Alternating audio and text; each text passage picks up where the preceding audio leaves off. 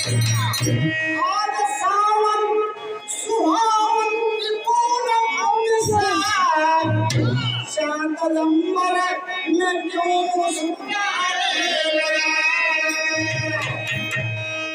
अब इसलिए आप लोग समझे कि भाई भाई रिश्ता क्या है। बड़ी भाग्य से बड़ी सौभाग्य से भाई बहन दो फूल खिले।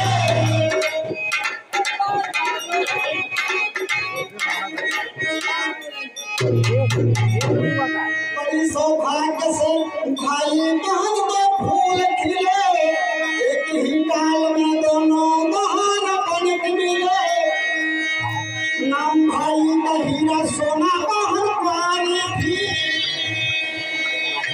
पितामा स्वर्ग गए करीबी भी प्यारी थी।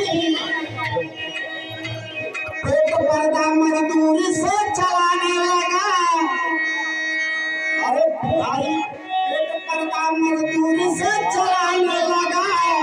अब सावन पूर्णिमा का राखी पर बयाने लगा।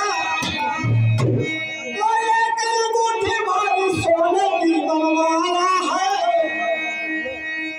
बाप महतारी हीरा सोना के बच्चे कर लेते बड़ा हीरा रहे छोटे सोना रहे।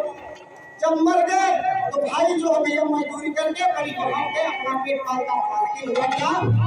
करते करते कुछ पैसा इकट्ठा करते करते भाई ने भाई सोने की बनवाया है। नाम हीरा सोना